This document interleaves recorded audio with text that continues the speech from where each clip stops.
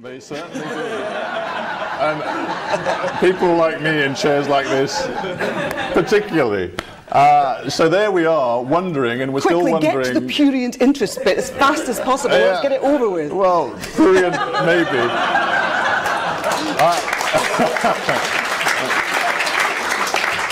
All right, prurient.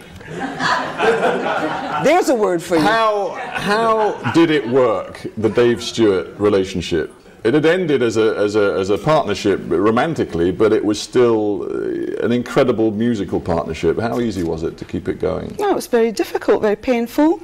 It's always difficult when you've been intimate with someone and loved them very deeply and it's broken apart. But Dave and I both knew that our destiny, if you like, without being too florid about it, was about our deep interest in making music together. And we'd been through such a lot, and we weren't just going to abandon each other because our romantic lives didn't work. So it was tough. Yeah, and what do you think, folks? Well, you struck a nerve with me when you talk about prurience, because, you know, interviews like this can get prurient. And I'm going to ask you something now which is very personal, and, you know, you feel free to tell me to stop if you want. But we've been talking about the difficulties of making your own way in the business and of being a woman in the music business. It did get even more intense for you because you established a new relationship with an Israeli film producer, and in 1988, at the absolute height of your musical success, you became pregnant and you lost a baby. And I'm just wondering how in this goldfish bowl of high profile sort of celebrity industry, how you coped with that?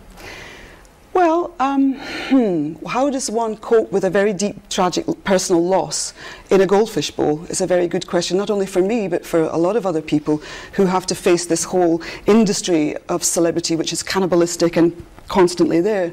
I withdrew, ostensibly, for quite some time, you know, and coped in my own way. But I guess what happens when you have something very strong, an experience like that, is that you eventually either break completely or you turn it into something positive. And for me, that was a life-changing experience because it made me realize that actually we are all on that very fine tightrope. We're all human, you know, all of us. And also that I suddenly realized, wow, this has happened to me, but there are millions of other women that this is happening to on a daily basis. Not only that they're experiencing the death of a baby, but that children may perhaps lose their mothers or their fathers, or death, you know, death. It's all around us. That is our human condition. Did you know, going through that you would not break? Did you always have that strength, that feeling that, you know, I will get through this, or was it not as clear to you as that? No, I think at times you touch the bottom, don't you? You can touch the bottom.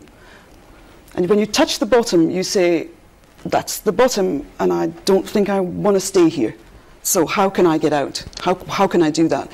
And it's not always easy because, you know, as much as one would like to get out of a tunnel of grief, it's not possible. You're there. So you have to cope with it, and you cope with it on an hourly basis, on a daily basis, on a weekly basis, on a monthly basis. And, you know, people say, oh, you'll get over it, whatever it is, whether it's a loss of a baby or a mother or a friend, you'll get over it. And you say, well, that's really insensitive. I mean, I don't want to get over this. This is real for me. It's a huge learning curve in life's hard lessons. And was that period in your life part of your decision to in a way, broaden your horizons? I mean, you said what you've learned over years is that, you know, your suffering at that time was part of a much wider human experience, that so many people suffer in so many ways. Did that take you to what I also want to talk about, which is your campaigning work? Looking back reflectively, I can see how that informed me, because it expanded my sense of what it is to be a mother, what it is to be a woman in this world, and that there's that incredible sort of equality that comes when, you know, any pregnant woman or any woman with children can meet another woman in the park. In the same, it doesn't matter which social strata they come from. You have a child, you feel, we know each other. And you have that sense of very fundamental wish to love and to protect unconditionally children. And what took you to South Africa and to a particular interest in and determination to help kids with HIV/AIDS in South Africa? Well, what took you there? The initial reason was an invitation to perform at the launch of Nelson Mandela's 46664 Foundation, which was in Cape Town in November of 2003. And that was, looking back on it now, that became another aha moment for me, a revelation, a turning point, if you like. Because through that experience, all the artists who had performed were invited directly into people's homes, in townships, directly into orphanages, hospitals, clinics, wherever we wanted to go. When you go to places where you have chronic poverty, you know, as a tourist, you're not likely to go into the township and say, hello, I'm a tourist, I'd like to see what the AIDS pandemic looks like. But in the context of being an artist, under the auspices of an HIV/AIDS foundation, one has a passport to enter. And that was when I had a kind of massive paradigm shift.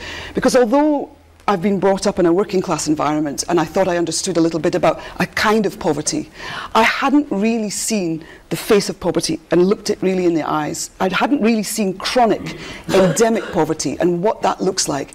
And my God, I saw that it is women that carry that burden. And particularly, you're talking about communities ravaged by HIV. And what I want to do is just to show everybody, or give everybody a sense of, when I use the word ravage, what it can do to people, individuals and communities by looking at one of the videos you've made for the Sing campaign, which you founded. So let's look at the video now. It's about one particular boy's story, the boy called Kanya. This is Bufan and Islile. Two 8-year-old boys from a tiny village in South Africa. Today, they're visiting their best friend, Kanya. Kanya wasn't in school today. He was at home with his granny, who cares for him and his little brother.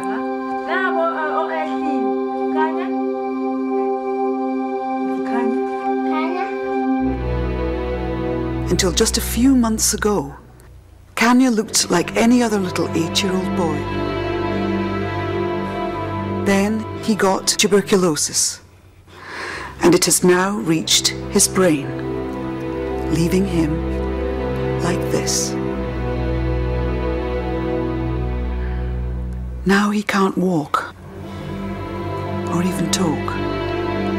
He can only feel.